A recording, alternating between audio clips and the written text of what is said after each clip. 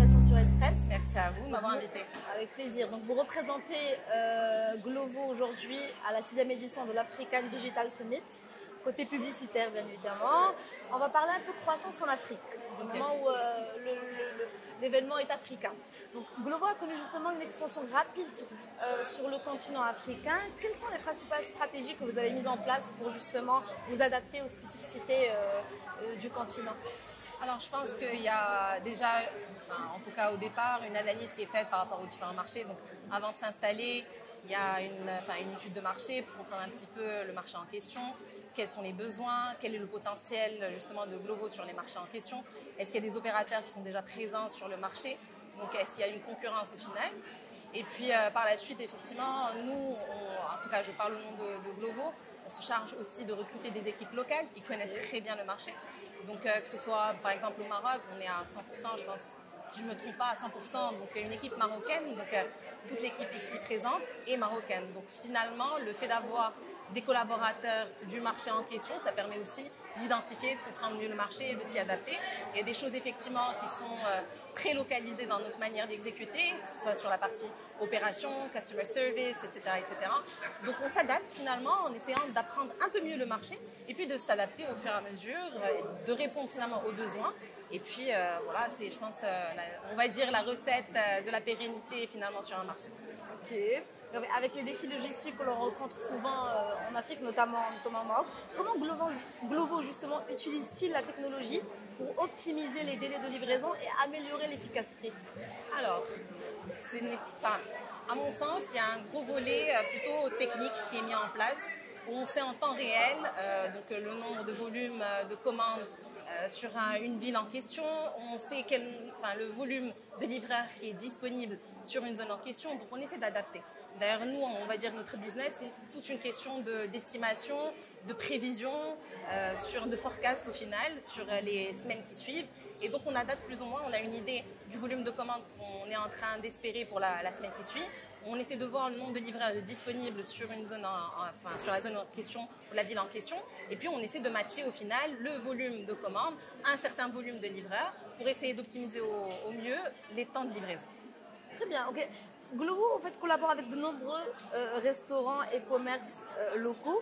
Quel rôle voyez-vous pour la plateforme dans le soutien des petites entreprises?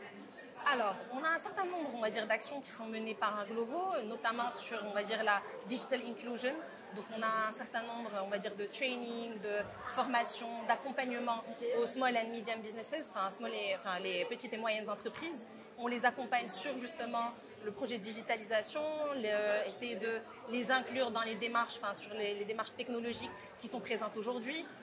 Je pense qu'il y a différentes initiatives qui vont voir le jour également très bientôt sur du Made in Morocco, sur comment on accompagne aussi les artisans. Vous allez voir bientôt et voilà, ça fait partie, on va dire, des initiatives d'accompagnement que l'on a aujourd'hui en tant que Glovo au Maroc. Super. Pour Glovo, l'African Digital Summit, quelle est sa valeur ajoutée pour vous? Alors pour nous, c'est déjà, ça fait sens parce que beaucoup de ces participants sont nos partenaires actuels. C'est-à-dire que ce sont des marques qui nous accompagnent, qu'on accompagne aujourd'hui en termes de, on va dire, digital advertisement sur Glovo, que ce soit in-app ou off-app. Donc déjà, ce sont nos partenaires qui sont présents aujourd'hui ici à l'African Digital Summit. Il y a une rayonnance, on va dire, africaine sur laquelle on se positionne également parce que Glovo en Afrique, pour nous, il y a une grosse ambition africaine également pour Glovo.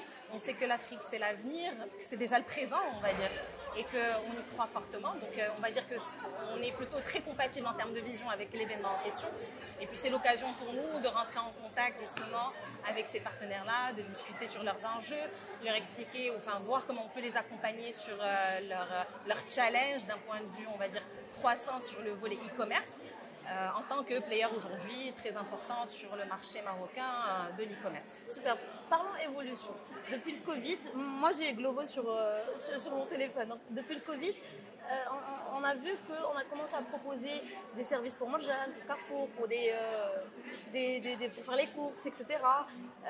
Aujourd'hui, on propose tout sur Glovo. Glovo pour vous ramener tout ce que vous voulez. Exactement. Est-ce qu'on peut dire que Glovo a atteint son pic, son sommet et qu'il n'a plus rien à proposer? Je ne pense pas du tout. Je pense qu'une des valeurs de Glovo déjà, c'est d'être super humble. Parce qu'en réalité, si on pense ça, autant fermer boutique et puis voilà, hein, ça devrait rouler tout seul. En réalité, non.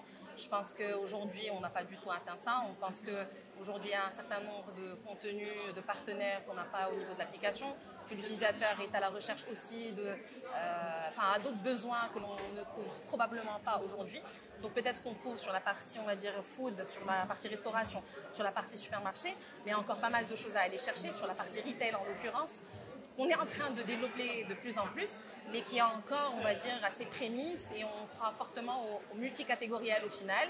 On veut être une super app où on va retrouver absolument tout. Vous n'avez pas besoin effectivement de vous déplacer ou d'aller justement télécharger plusieurs applications à la fois. Vous avez une seule application et vous pouvez retrouver absolument tout. Mais effectivement, on voit bien une évolution.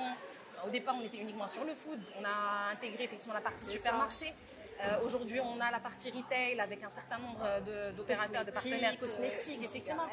Exactement. Maintenant, l'objectif, c'est de pouvoir élargir, on va dire, sur un ensemble, on va dire, de partenaires qui ne sont pas forcément, ou même d'enrichir sur une des catégories qui existent, mais qui aujourd'hui peut-être ne couvrent pas tout le marché national sur les 35 villes où on est présent aujourd'hui. Super. Merci beaucoup merci pour votre temps et merci pour votre passage. Merci, un plaisir.